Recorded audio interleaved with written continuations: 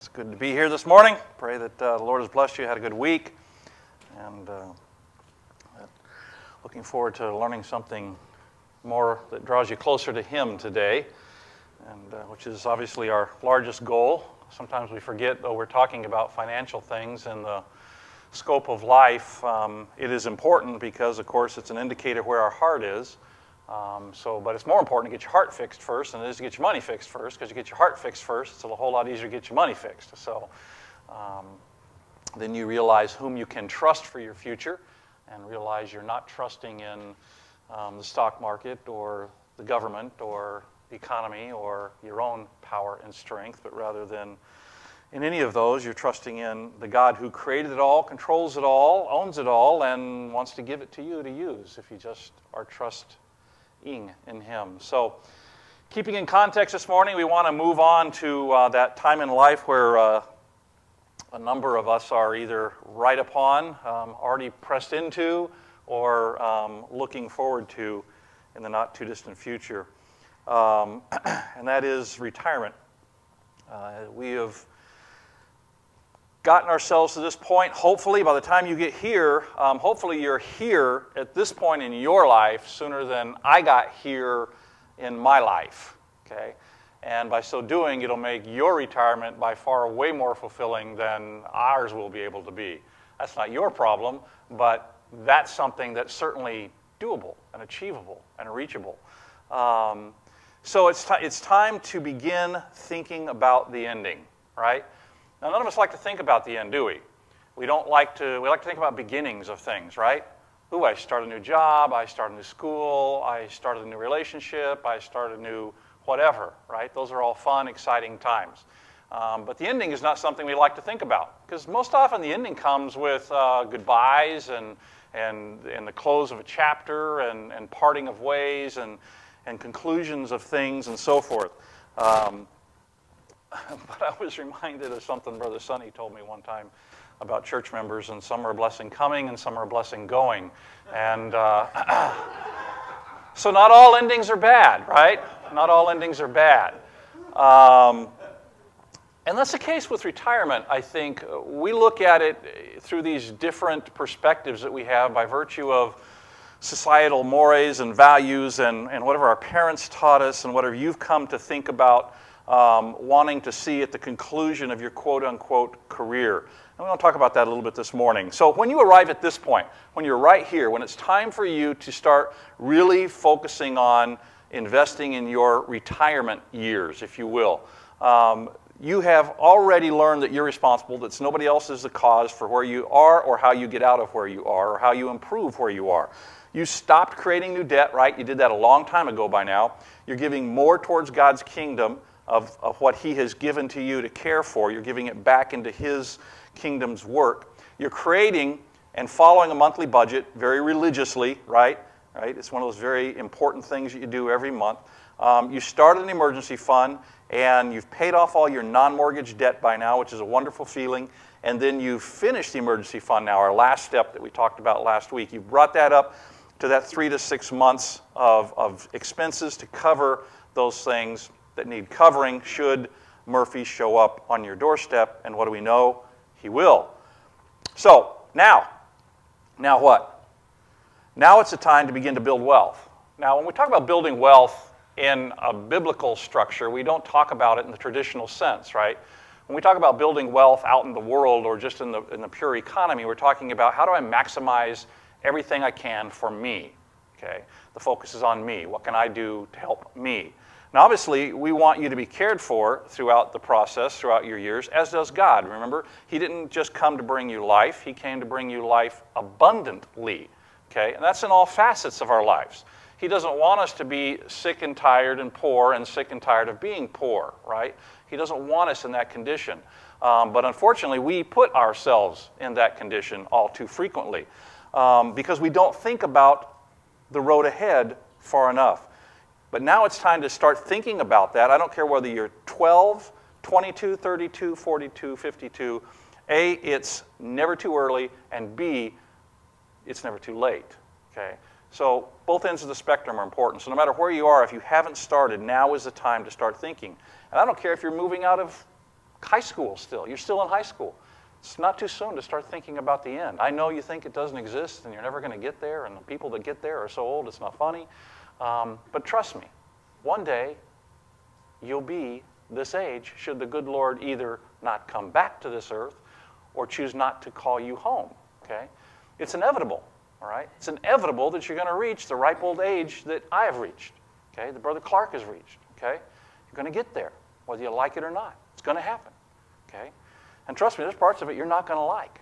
And there's enough of it you're not going to like that you sure like part of it that you do like, right? So control that part. Step in and do something about the stuff you can do something about.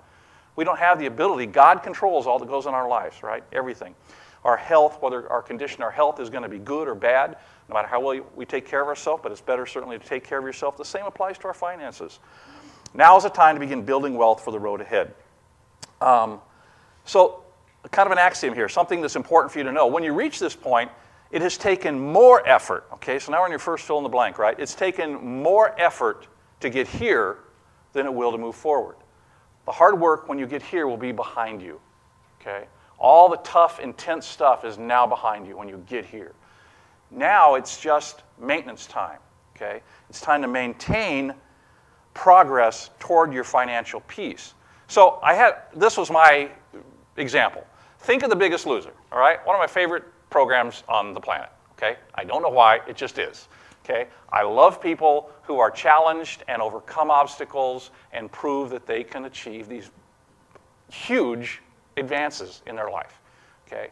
And not just because of what it does for them physically, but you see them change and transform into a completely different person, okay? And I love watching that show, but think of those Biggest Loser contestants who work at these high levels of intensity, right? Those weeks you see, and then they come in and they can just barely move, right, on a treadmill. But they give it all they can, they're collapsing, they're falling down, they're getting yelled at, get back up, do it again, and they get back up and they do it again. Or some do what? Give up, leave, go back to their old ways, because it's easier. It's easier, okay? Because why? They're not focused on the road ahead. They're not focused on the goal. They're focused on the here and now. See, we get too focused on the here and now, so that's what makes work difficult, okay? We don't like doing the hard work because we're not focused on the thing that's ahead of us. The prize, if you will, that's been set before us. This happens to a lot of Christians. Hey, I've worked in the church for so long, but I just don't see the benefit. You're too short-sighted. You're too short-sighted. You're looking at something on this side of the grave. We're told to be looking out on the other side of the grave. And that's what motivates us, and that's what's driving us. But think of that Biggest Loser, those contestants who work at those high levels of intensity to drop a significant amount of weight, improve their health in a relatively short period of time. Okay? What do we know about them? Once they get there, it doesn't take the same amount of effort to keep that up. But what also do we know? They must continue to adhere to the same principles that got them there, or what will happen? They'll slip back, headed the other direction, right? So without the same intensity, we must never lose the principles, right? So it takes more to get here than it will to maintain moving forward relative to where we're at in our fourth step. So when you're at this step, here you go, when you're at this step, you will be at what we call a crucial time, okay? Crucial, critical, it doesn't matter. You fill in that blank either way you want to. And be inclined to do what? Relax and move into celebration mode, right? Because you have no debt at this point in time, okay? You have no debt at this point in time. And that's great. And you should celebrate a little bit, okay? There's nothing wrong with that. Nothing wrong with going, you know what, we did a good job here. You know, we got here. This was a great thing. God, thank you for helping us get here. Thank you for all you've done, for your blessings. Let's celebrate for a moment, You will have what appears to be extra money, okay? Because remember all this money that you were paying down your debt with, and when you quit paying down your debt, you used it to fund up your emergency fund to the 3 to 6 months, and all of a sudden, let's see, debt's gone, emergency fund's intact. Wow, I have an extra $1,200 a month that we're not having to pay on anything. Decision time. So what do? Give yourself a raise? That is, start spending more money? Say it's time to go, hey, we've really suffered long enough now, it's time to kind of really go out and enjoy life a little bit? Buy whatever you want? Because you have the money. You can pay cash for it now. Or stay on the plan. Well, you know the right answer. It's one you don't like. It's stay on the plan. right? It's been said this way, at this point you are 2 quarters into a 4-quarter game, okay? But the good news is you're winning, okay? You're winning. At this point you already know you're winning, okay? So all you have to do is just keep doing what you're doing and you're going to win, okay? The doubts are behind you now because you've seen the effect of good, intense, focused work, and now you say to yourself, gosh, that was hard, but look where we're at. We've made it to this point. So with the same principles at our side, we can continue to move forward. And we can live ultimately like we want to live if we'll live a little while longer in this mode where we don't have to have everything that our little hearts desire. So you're 2 quarters into a 4-quarter game now when you get to this point, and you are winning, so keep it up. Keep it up. Now let's talk about what retirement is. Okay, let's give it a definition. Okay, what is retirement? What is retirement? Blank from one's blank or from active blank life? Anybody?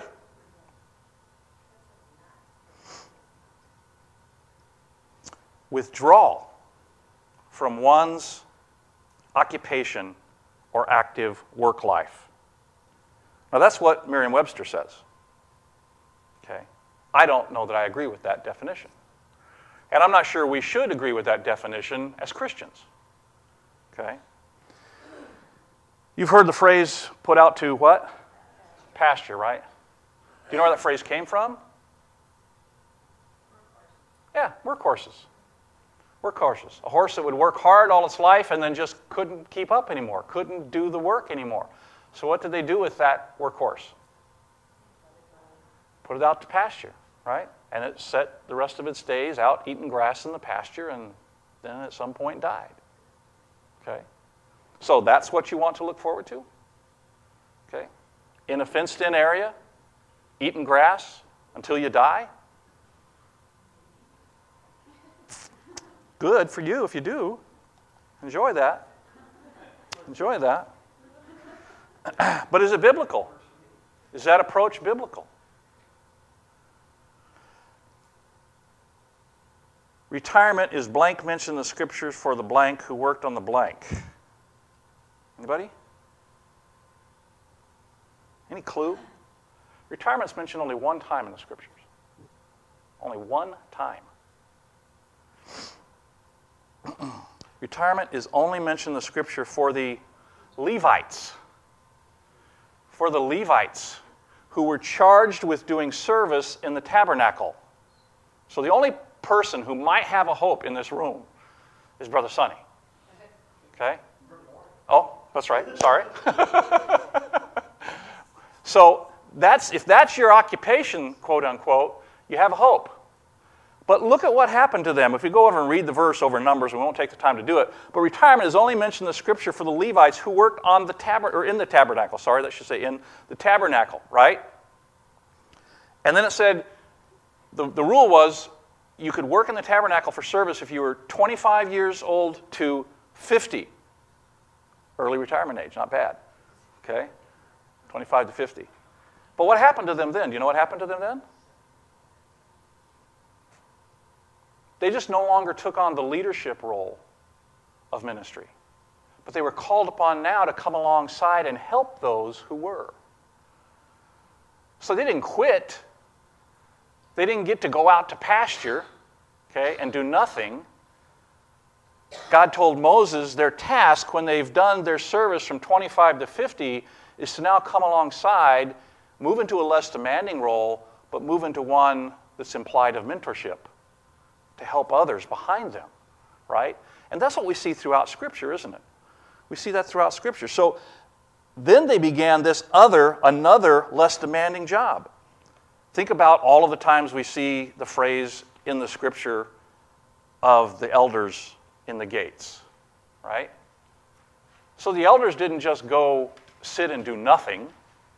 What was the elders' task? To be available, to teach, to counsel, to provide wisdom, to provide direction, okay? To be available. They were available, always available. No matter what time of the business day you needed some advice, you could usually find an elder somewhere and get some and sit down and get some counsel.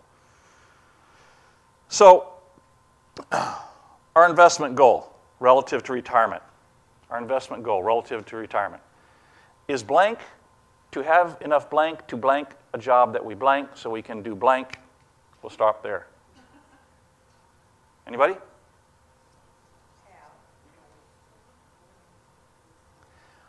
Our investment goal for retirement is not to have enough money to quit a job that we hate so we can do nothing. Bad plan. Bad plan. Horrible life, by the way. Okay. If you're working at a job you hate, okay. Now, again, it's a job, so I get that part, right? Okay. So it's a job, it's work. Okay. That was part of the whole sin thing. Work took on this whole new look, right? We get that part. But if you truly hate your job, right? Truly hate it. If you find no redeeming value in your job, or there's no purpose for you holding the position you hold, and you see God deriving no benefit for his kingdom in that, what are you doing there? What are you doing there? So your goal shouldn't be, A, to have that job. And then finally, as we think about investment, your goal shouldn't be just to simply get out of that job so you can sit down on the porch and do nothing. An old axiom, people who retire early, die early. Die early.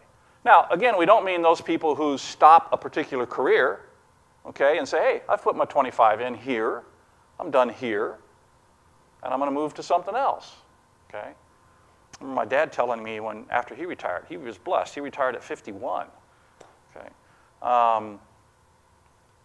He said somewhere around 60, I think it was his 60th birthday we were talking, and he said to me, I just really don't know how I ever had time to work before.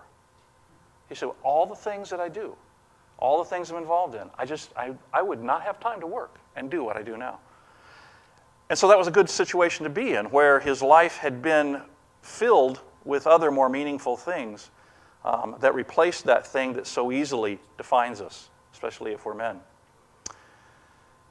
So that last part there, if we are blank by our blank, we are not blank defined. If we are defined by our job, we are not properly defined. It's especially true for men. Okay? If all you can talk about is your job, if anybody says anything and wants to know something about you and all you find yourself speaking about is your position at work, then you'll find yourself improperly defined. Huh? Oh, that's a bad plan. Sorry. That's down at the very bottom.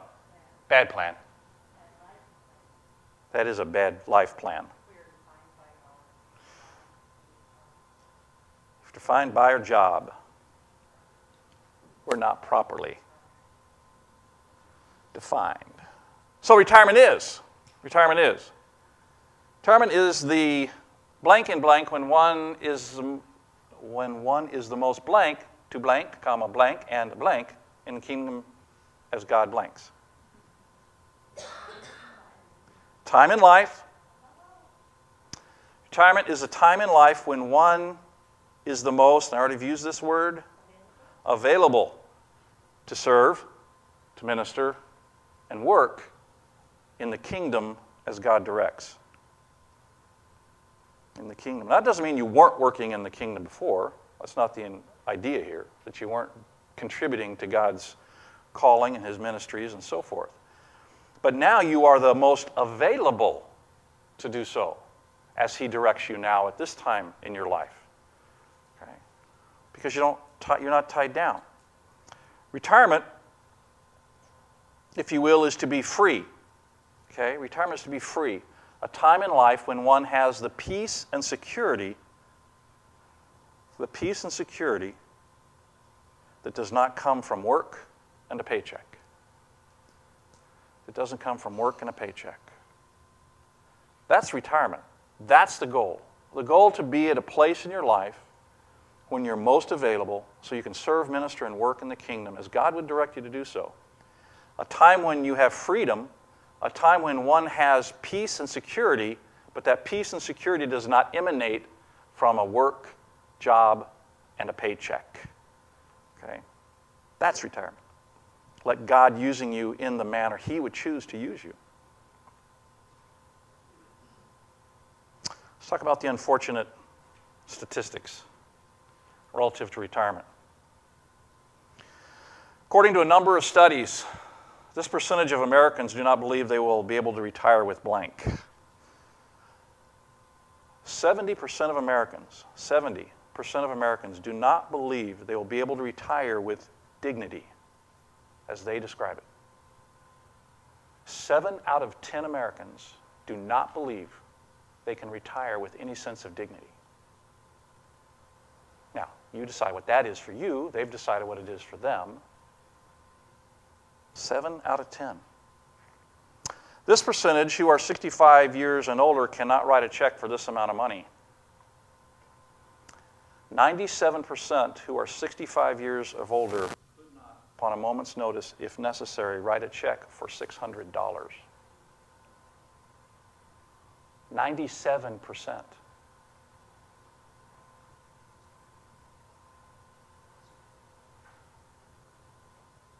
%54 is the next blank. 54% who are 65 years old are still what?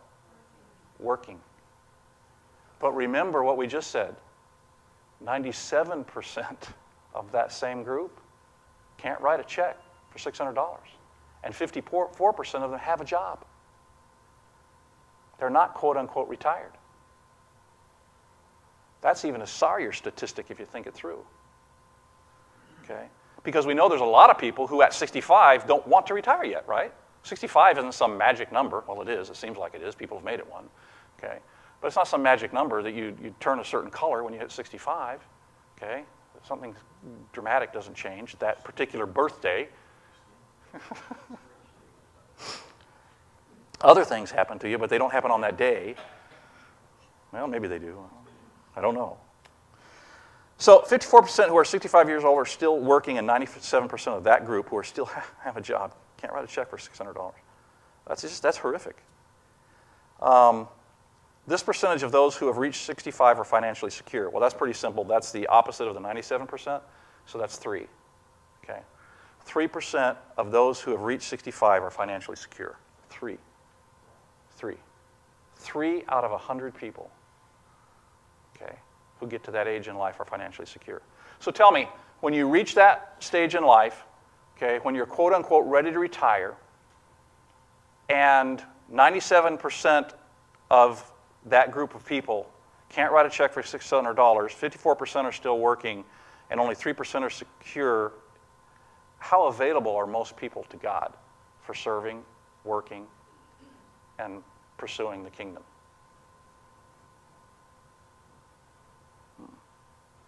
Our biggest, greatest, largest investment spiritually is in people that have experienced life. But now they too are so busy trying to simply live and get by that they have no chance, no time, no opportunity to share that. What a horrible condition. What a horrible condition. At least not to the extent of freedom that they would certainly like. By the way, in a different study, this percentage of people believe their standard of living will blank at retirement. Okay, you've read all the statistics above, right? 80% of people believe their standard of living will improve at retirement. So, you saw the statistics, right? But then when we ask people, hey, what do you think about your standard of living after retirement? Will it be up or down? Will it improve or decline? 80%, 8 out of 10, believe it will improve.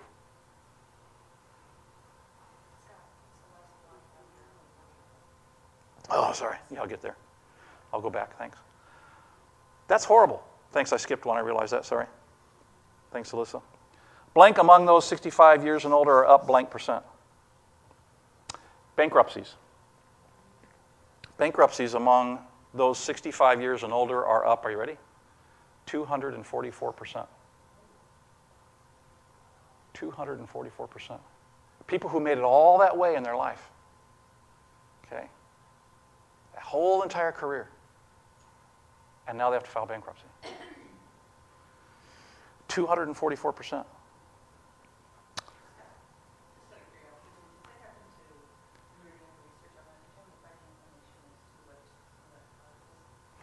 There's a plethora, of course. I mean, obviously recently with the economic downturn had a big impact on that. Bankruptcies as a whole were up. But as a group of people, that age group was hit hardest than any other group. So a lot of it had to do with, and we'll get into this in a moment, people whose homes were, that's what they counted on for retirement, of course. And then they find out we're not upside down, we're underwater and drowning. Got foreclosed on, and that's it, because their entire retirement security was placed in what was supposed to be an appreciated asset, and it didn't appreciate. Yeah, there was taking on that and picking up college and families moving back together and them just handling that stuff and trying to handle it as parents and trying to do what they think was the right thing. Remember all those meetings or all those lessons we had about, when we try to help and we're really not helping, and parents tend to do that. We tend to help in cases we go a little too far and not let the child fail a little bit on their own. We'll talk about that here in a moment a little bit more. So 7 steps to financial peace. We know what they are. We're done with 1, 2, and 3. Now it's 4. We're going to invest for retirement. One more time. Let's not forget. Don't dilute. We do one thing at a time, etc. So here's the step. Maximize retirement investing. Invest 15% of your income for retirement. Now most of you look at that number and go, no flaming way is that possible. Okay? Just not possible. Well, remember, it's not possible today, maybe, based on what step you're at. Okay? Because if you're at step 1, still building your emergency fund, right? No, it's not possible today. But we're talking about when you achieve this step, okay? And remember, when you achieve this step, okay, you have no more than 1 debt-related payment. Some of you may have none if you don't own a home, okay?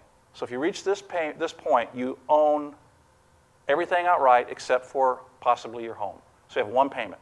So you've freed up all that money that you were spending. You also got a whole lot better at budgeting. Remember that? Okay. Okay, so all those things all stack up, and now you do have free cash, if you will, freed from your budget when you reach this point.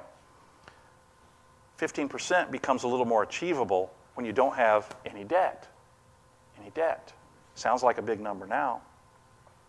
So this percentage, by the way, is calculated using your pre-tax and on your gross income, all right? Not your net. This is 15% of your gross income. If you make $400 a week, then it's $60 a week, okay? Whatever that number is. Now, we don't want to go much more than this, okay? Not yet. There's a time later. We'll talk about this. If 15%, maybe you're later in life and 15% quite frankly isn't enough to get you where you need to be by retirement, don't worry about that. There's a couple steps coming. We'll deal with that. But you still must get through those steps. College, if it's necessary, and paying off a house. Not less, to the point Lisa made a minute ago. Your kid's college degree will not feed you in retirement. Won't do it, okay? By the way, it won't even feed them all that much better. Okay, statistics show that it won't. Okay, a college degree will. Okay, a specific college degree, not so much. Okay, so don't say, well, you know what? My kid's getting ready to go to college. I got to start saving money, so I'm gonna put aside our future. 65%. Okay, 65-year-old Americans, remember 244% in bankruptcy, up. Okay, 97% of them can't write a check. Okay, because they didn't start thinking, what does God want me to do? How do I help my child stand on their own? So your kid's college degree won't feed you in retirement, and plenty of 70-year-olds have had to sell their house after mastering the 72 ways to prepare Alpo and love it. Now,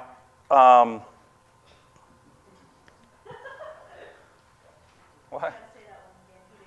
Oh, so not less than 15% because your college kid's degree, and plenty of 70-year-olds have had to sell the house after mastering the 72 ways to prepare Alpo and love it. Now, that used to be a joke to me until I went to work at a grocery store. And I watched older folks come through and buy cat and dog food. And I was kind of naive and thought, well, they must have a lot of cats and dogs. And come to find out, no, that was what they were eating because it was the cheapest thing to eat that had any nutritional value. Not much, but something. That's what they ate. That's what they ate. Believe it or not, they'd take Hamburger Helper, add it to dog food, cat food, and that was their meal. That was their meal. Why? Well, maybe they made this mistake. What about Social Security? What about Social Security? most people under the age of 30 believe blank, blank, blank, then blank, they will receive a blank from blank, blank. You ready for this statistic? More people under the age of 30 believe in flying saucers than believe they will receive a dime from Social Security.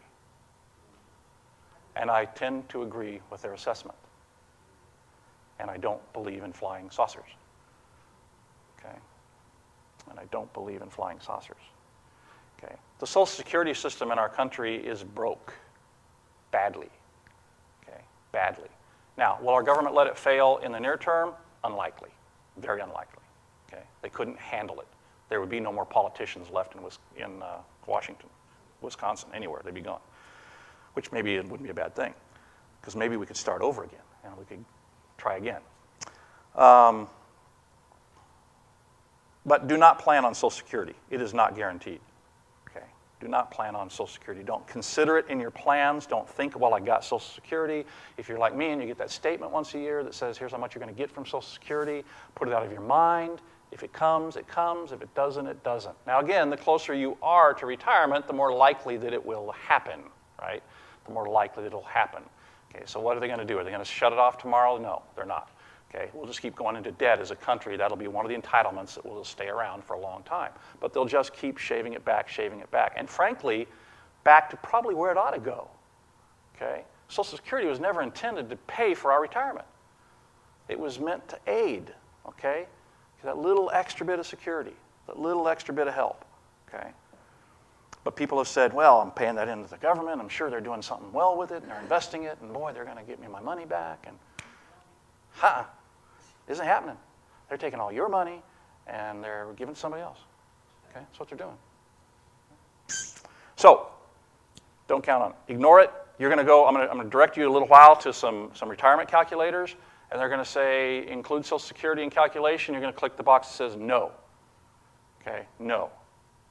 Because if you save based on that being there and you get there and it's not there, woe is you. And again, 70 ways to prepare Alpo and love it.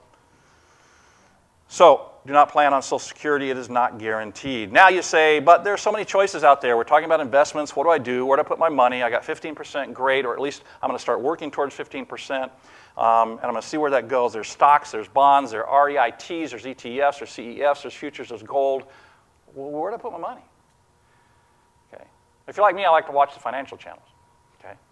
Those folks can make your head spin. Okay. Because you can listen to one that says do this, and the next guy on says do that, and the next guy says do this, et cetera, et cetera, et cetera, because they all have a different opinion. Okay? They have a different opinion. And they're not paid to make you money. What are they paid to do? Entertain you. Okay? Entertain you. And that's it. So there's all these choices. So let's see if we can get a biblical principle out of this. Ecclesiastes 11:2. 11:1 is the verse that says, cast your bread upon the water, and soon it will come back to you. Now, I've always felt there's a dual meaning in that particular scripture. That particular scripture talks about, I think, two things. Casting your bread upon the water in the day in which that was written was meant about the idea of taking your grain and putting it in a ship and sending it away with full trust that the captain that you put your grain under control of going to a faraway land would A, make it, B, sell your grain, C, make it back, and D, pay you. Okay? A lot of trust, a lot of faith. Okay? So the direction was, don't be afraid to invest. Don't be afraid to invest. Okay? Is it risky? Yes. But don't be afraid of investing. Okay? Well, there's another, I think, equally important part of that verse, is the idea of helping others. Okay? Is that spiritually, we're called upon to have and take what we have and share it with others, and seeing the returns come back to us, not in the sense of I'm now getting helped, but the blessings that come our way by virtue of helping others. This next verse then says, divide your merchandise among 7 or even 8 investments, for you do not know what calamity may happen on the earth. So what is the principle that the scripture gives us relative to investing? Diversification. Diversification. That's what it's all about. All your eggs in one basket. We've heard all these, right? Don't put all your eggs in one basket. There's a reason sayings kind of stick around, because they work, they're good, they have valuable wisdom in them. Okay? But my brother-in-law, he's got this really hot stock, and he says if I can just move all my money over there, there's just no doubt that I can 30, 40% by the end of the quarter. Okay? How much money is your brother-in-law putting in to the deal, right? So many choices. The principle is diversity. So the best tool to help with this, okay? Now let me give you a caveat, by the way. I forgot to give you this earlier on, okay? So for our listening audience at home, the 1 or 2 people who click on this and look at it afterwards, I'm certainly not an investment advisor. You know that. Neither is Cornerstone. That's not our role. But I've done a lot of my own experience and work and done a lot of reading and research and talked to a lot of people and seen a lot of folks fail and a lot of people succeed. So we're giving you the benefit of that experience, right? So that's what we're doing. Do your own thing, figure your own thing out. I'll help direct you. So we want to give you principles and you want to move from there. So many choices. The principle is diversity. The tool is mutual funds, okay? So if you're saying, where do I invest? What do I do? Where do I put my money? I've got money. I don't know what to do. First, get somebody who can advise you a little bit, okay? Or just do your own research, because there's plenty of ways to do that research yourself. If you're just anyhow financially inclined, it's not as difficult as you think it is, okay? Especially if you say, I'm just going to do what Scott says. I'm going to go read about mutual funds. Okay? Ignore everything else. Just read about mutual funds, okay? Read about mutual funds, and you'll get pretty good enough to invest. Okay, so what are they? Okay, so here you go. Here's the textbook answer of a mutual fund. An investment vehicle is made up of a pool of funds collected from many investors for the purpose of investing in securities such as stocks, bonds, money market instruments, and similar assets. They are operated by money managers who invest the fund's capital and attempt to produce capital gains and income for the fund's investors. Mutual funds portfolio is structured and maintained to match specific investment objectives. Okay, that's a mouthful. Okay, so what does that mean?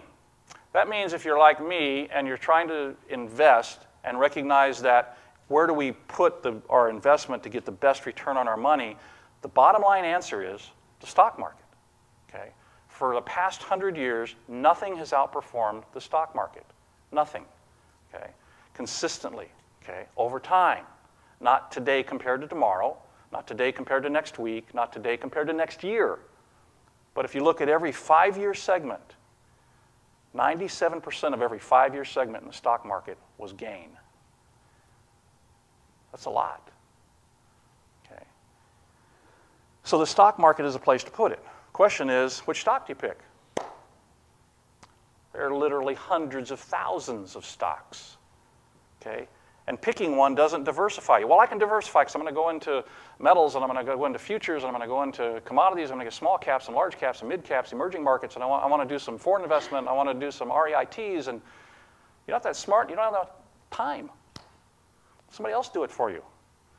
That's why we take our money and we put it in a mutual fund. A mutual fund is simply this. Instead of me going out and buying 5 shares of General Mills and 5 shares of Ford and 5 shares of ConAgra and 5 shares of Dyna Transportation Shipping, by the way, I've held stock in all of those and I'm now selling that so I can move my money to a mutual fund, okay? So that we can say, hey, I'm going to take my $5, I'm going to take my $25, I'm going to put it in a mutual fund that has the investment goal that I need for where I'm at in my life, okay? And there is somebody who takes my $25 along with Steve's $25 and Clark's $25 and Alyssa's $25 and takes all of that and buys some of ConAgra and some Ford and some GM and some on and on the list goes based on the investment objective of that fund. So in essence, I kind of own a little bit of everything. And by owning a little bit of everything, what have I done? I've diversified. So when ConAgra tubes or Ford drops or whatever may happen, that's just a very small part of that entire fund. So when they take a dive, I'm not hurt. Okay? There's a couple little studies, and you get online, do a little research, you'll find these. It's the investor who took $2,000 and put it in one place and made 10%, or not 10%, but made 6% return on his money consistently. Took that $2,000 and put it in, and then put another $2,000 in that same place, and another $2,000, another $2,000, all the way up to $10,000, but in the same place. Then they took these studies where they had that same $10,000 and $2,000 increments put all over the place. 99 times out of 100, the ones who spread it all over the place outperformed the one. Diversification. Even though some of those 2,000s were gone. They invested them in a situation that just went to zero. Okay? They went from having $2,000 to having nothing. But in another investment, they went from having $2,000 to having $7,000. And another one, they went from $2,000 to having $2,200. But the averaging of all the funds together and the performance of all of the things that they invested in together, 99 times out of 100, outperformed the single-placed investment. Okay? Why? I happen to believe because God said so, that's why. That's how I believe it anyways, okay? Because he said diversify. Why? Because you do not know what calamity may happen on earth. You don't know when chemicals are going to go up and pharmaceuticals are going to go down and gold is going to tank and silver is going to rise and what's going to happen in Europe is going to affect what's going on in China. You don't know that. God does. He said, but I don't want you to worry about it, so just diversify. Forget about it. Just diversify. So the principle is diversity. The tool to use so is mutual funds, right? Now, there are more than 7,500. Which one do I pick? Okay, we've narrowed it down, right? Down to 7,500. Which one do I pick? You diversify in your selection of mutual funds as well. You don't put all your money in one mutual fund, okay, because they're categorized. Some are aggressive growth, okay, some are growth in income, right? Some are global, some are international funds, some are emerging markets, some are small cap, large cap, okay? Some are specific industry funds, they're chemical industry, they're steel industry, they're whatever the case may be. Here's just a rule of thumb that works pretty good for you. Those 4 that are listed, if you spread your money 25% in all of those, you'll probably be doing okay.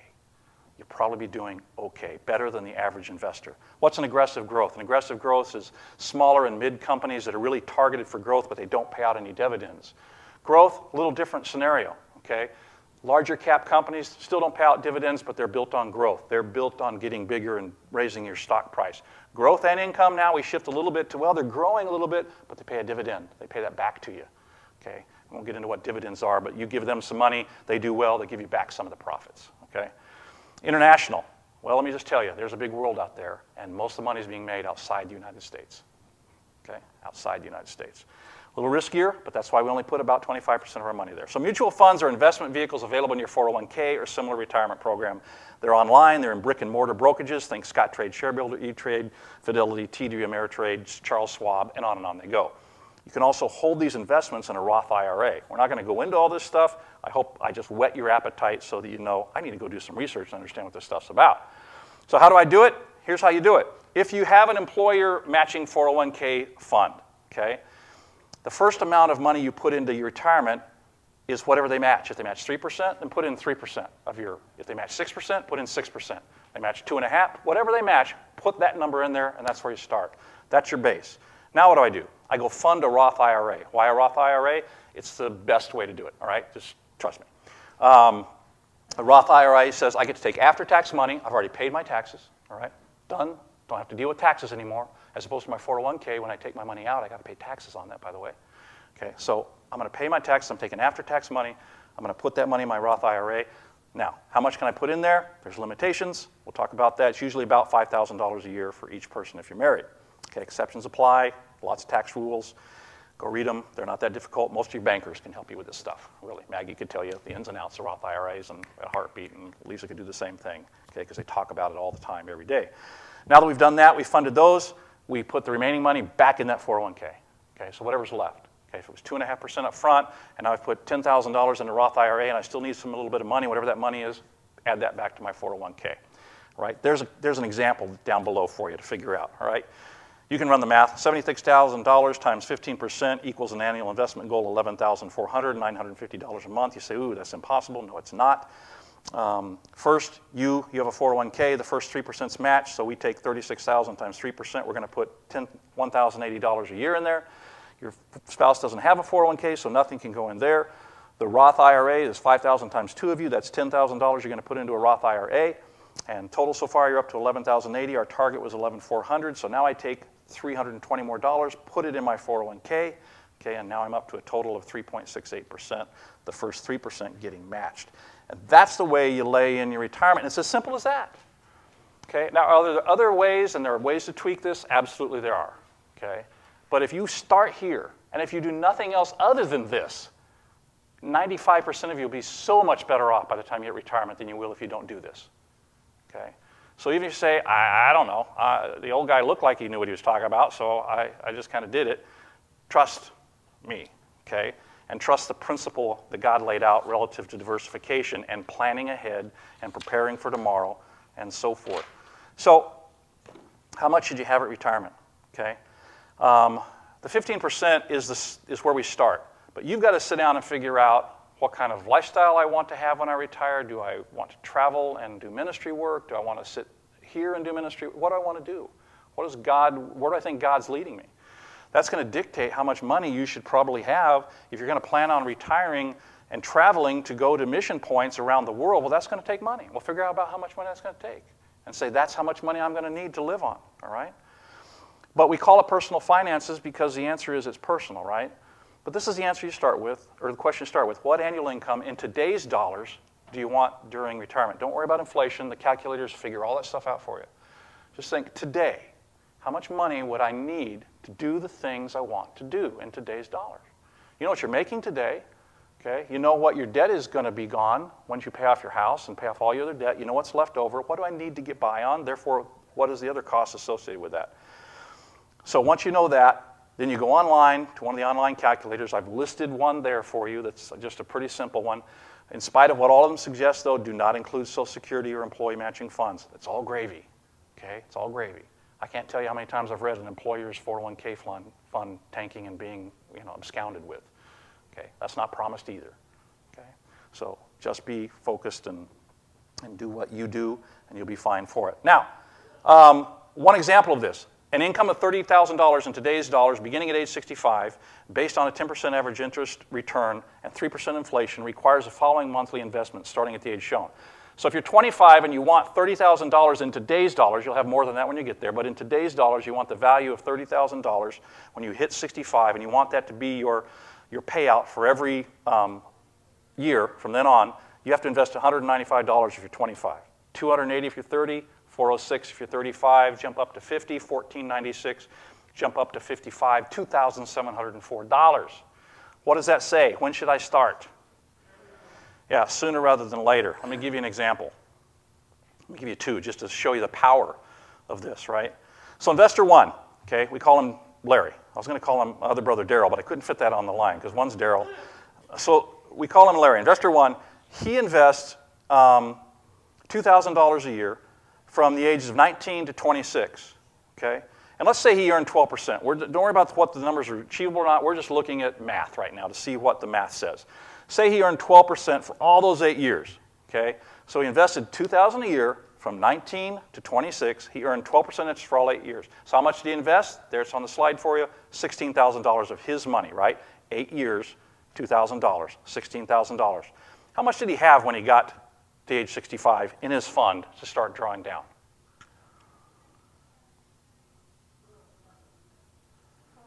$2,288,996. $2,288,996, which, by the way, will make you quite happy for the rest of your life. Okay? Quite. Very. Very. Okay? Just think about what's 10% of $2 million.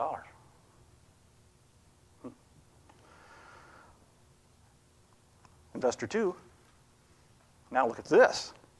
Daryl invested $2,000 a year from age 27 to age 65. He earned the same 10% interest, 12% interest, but for all 39 years. So how much did he invest? $78,000, right? It's up on the screen. So he invested, how much do you think he had? How much do you think he had? $1,532,166. Look at when they each started. Investor one started when he was 19 and invested for 8 years and 8 years only and stopped investing. Never put another penny in his retirement account. Never. Investor two didn't start till investor one stopped and continued to do so all the way till he was 65 for 39 years of his life, putting in 4 or 5 times the amount of money that investor one did. Okay. No, it says, don't wait. Don't wait. Okay? Now, you say, that's not even possible. This is called what? The magic of compounding interest. Retirement is the place in life when your money should be working harder than you are. That's what you want to get to when your money works harder than you do. Okay? When will number 2 catch up with number 1, by the way? Never. Mathematically cannot catch up with him. Okay? It's impossible. Okay? So you say, well, I don't want to do this all my life. Well, don't. Just do it for 8 years.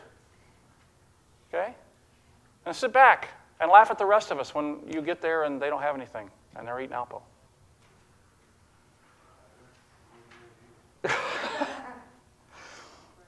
So, remember, when a person bases their life on principle, 99% of their decisions are made. So we've shared the principles. So when you get an investment choice comes your way, when an investment decision comes to you, and somebody says, hey, I got this great deal, your principle already sets your answer. Okay? Risk is obviously part of life, but you mitigate, reduce, and spread your risk significantly when you go with a well-established mutual fund. Okay, as opposed to specific stocks. Now, will some specific stocks do well and some people make millions of dollars? Yes, they do. Okay, those same people don't talk about all the stocks they lost money on, though, individually. Okay, because that's how they play the market. Okay, and a lot of folks have lots of money, and so they can afford to play the market and give them such a wide spread, they make money overall. So remember, so I share with you and leave you with my favorite slide.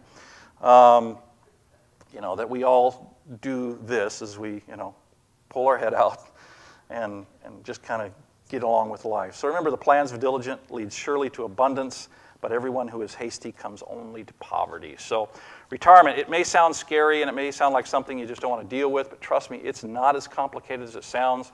With everybody vying for your dollar these days, the online tools have gotten so much more savvy, easy to use, give you the basic information. If you narrow it down to mutual funds and just say, hey, I need something that's aggressive, I need a growth, I need to be in an international fund. Okay, what do I do? They'll help you walk through. They got these whole, you know, Morningstar ratings and Lipper ratings and all sorts of stuff that will just tell you, hey, pick these.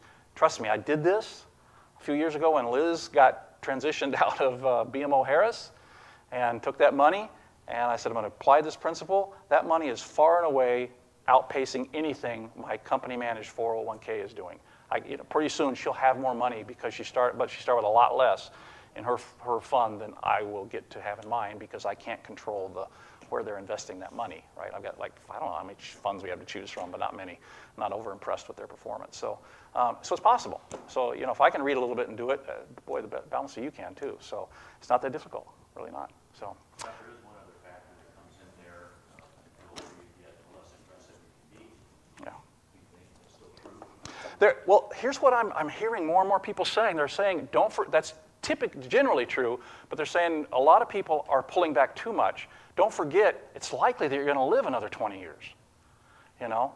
So you got to prepare to be around another 20 years, you know, so you kind of got to think of how long do I think I'm going to live. That's always, you know, a guess, right?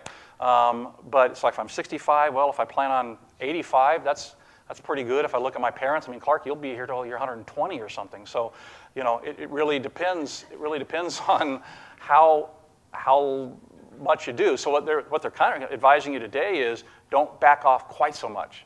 Still, you may not want to be super aggressive and maybe not have 25% in a super aggressive thing, and maybe you just shift it to the other 3 categories and get out of that one. So that was what I'm reading, which obviously interests me a whole lot more than it ever did before. So thanks, everybody.